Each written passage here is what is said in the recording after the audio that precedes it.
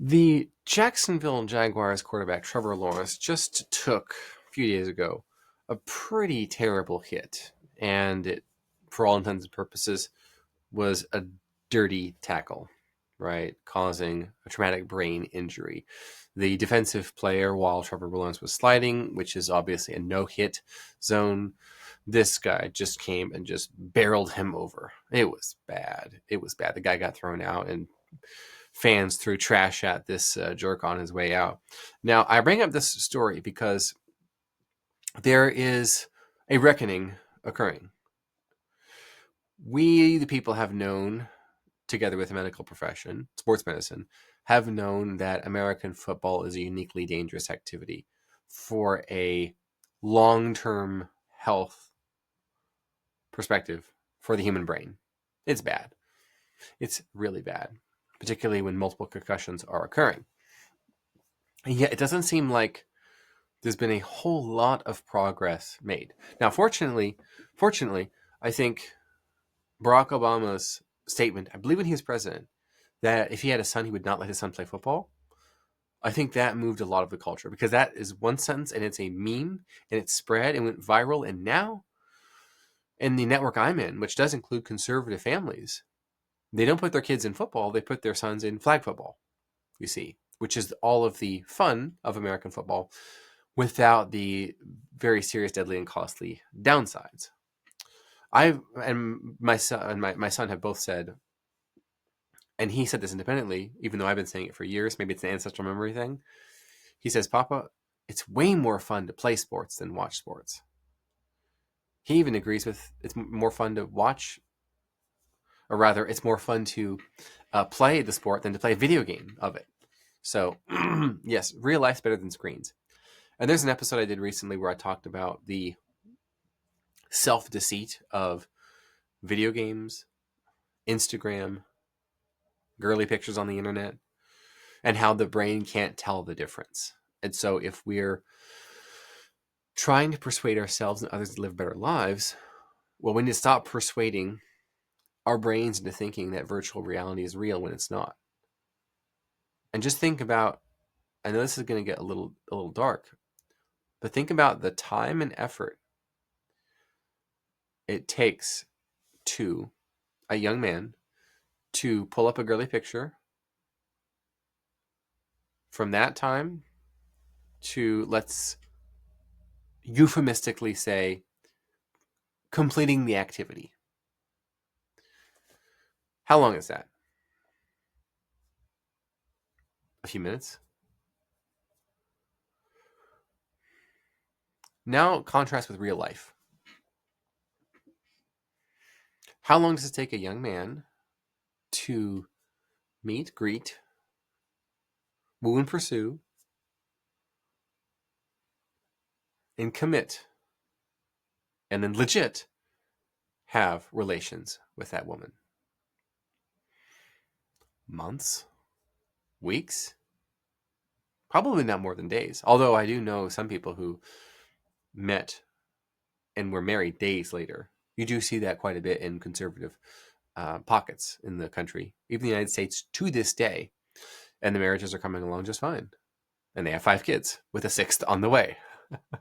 But it's because of values alignment, and the woman is a woman and the man is a man, and you know exactly what I mean when I say that.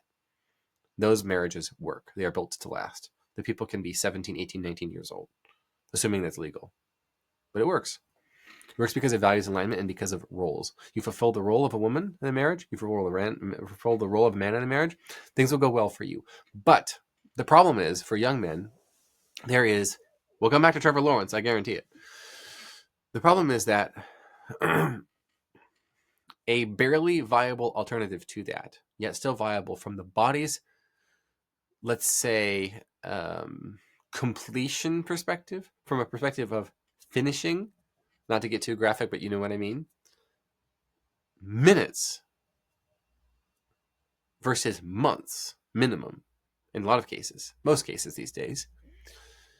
If the goal is to satisfy this urge, then you know what's going to happen. I know what's going to happen. We all know what's going to happen.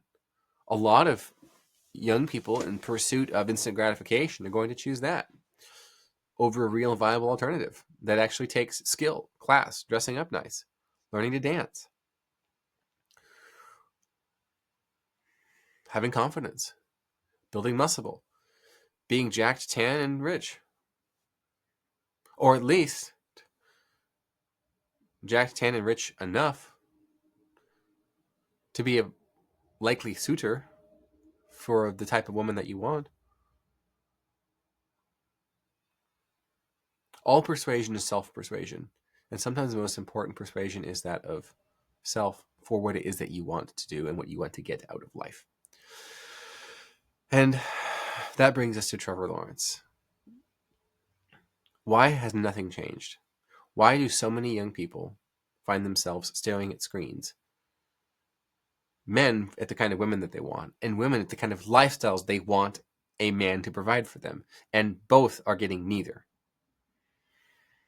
What's going on here? Traumatic brain injuries have been known to the NFL for decades. And yet we haven't seen an urgency for permanent rule changes that enhance player safety. And I wonder if it's because classical persuasion is incomplete. It doesn't mean classical persuasion is itself incomplete. It means that it doesn't work if you don't do it. You might be familiar with the three-legged stool upon which your argument can stand or sit from ancient times. Those would be the Greek words ethos or ethos, depending on how pretentious you are, pathos, and logos, or logos, again, pretentious level, unknown. This has to do with ethic, right and wrong, has to do with emotion, urge, that primal energy. Pathos sounds like pathological. There's a reason for that. Logos, which is word, logic. Now, if we were to come up with, and I wrote this out, if we were to come up with a full stack persuasion argument for changing the rules based on Trevor Lawrence, we would say we should change the rules. We should do this in order to enhance player safety. This is so terrible. We should change rules so it doesn't happen again. Well, that's just shoulding all over people. This is what a lot of persuasion is, by the way. It's just, you should do this. You should. Well, why should I? Well, you just should. And if you don't, I'll do this. Like, that's most parenting in the modern age. Don't do this, I'll do this to you. Ha ha ha. Right? Okay, that's real persuasion. That's anti-persuasive in the long run. You might get compliance in the short run, but in the long run, you will persuade them right out of your life and you into a nursing home at age 65. Congratulations, baby boomers. You done it again. No, it's okay. Not all baby boomers are like that. I just did my own fallacy. You've heard of Naxalt? Not all X are like that. It's a simple fallacy that you can trap people into. I just Naxalt trapped myself in that one. Should have seen it coming. I didn't. I don't know if I can rescue this episode, but I'm going to try. Back to Trevor Lawrence.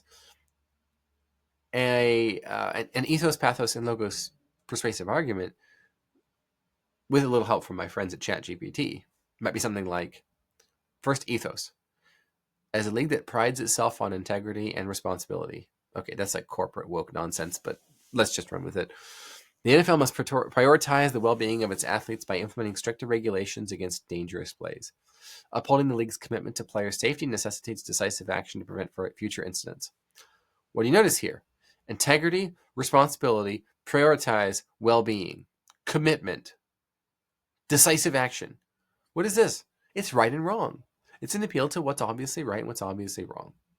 Choosing the right over the wrong. Pathos. Witnessing a young and talented quarterback like Trevor Lawrence suffer a severe injury is a poignant reminder of the human cost of the game.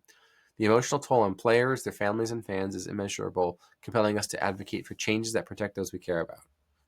It's entirely appeals to emotion. Young and talented. Oh, we feel for this guy. Suffer severe injury. Oh, human cost. Oh, Emotional toll. The cost is immeasurable. Compelling us to advocate for changes that protect those we care about. Okay, you get the idea. It's all appeals to emotion. It's rather it's feminine persuasion, interestingly enough, if you think about it. And then there's logos.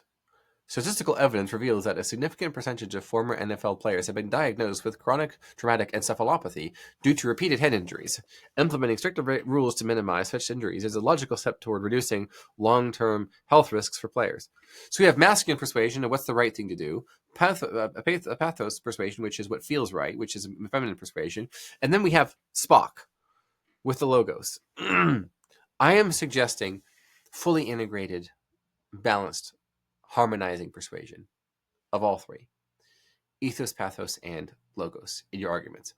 If you are trying to get somewhere with a persuadee, someone you're attempting to work over or work on or work with, and you're not seeing progress, it very well could be the system is not working because you're not working the system, because you are missing maybe pathos and you're trying to all ethos and logos over them. Or maybe you're leaning too much on pathos and too much on logos, going back and forth between facts and and feelings, and they're feeling jostled and they're feeling unmoored. Obey the rule of three. The rule of three shows up everywhere. The Western concept of divine is as a triune God, a trinity. 3 parts. 1 persuasive argument with its 3 pieces, all together, supporting. Remember when the Bible says that we created man in our image? It's plural. We persuaded you with this episode to persuade your people. And maybe we can prevent another Trevor Lawrence situation from occurring and get this guy and other brain injury sufferers the help that they need with a little bit of persuasion.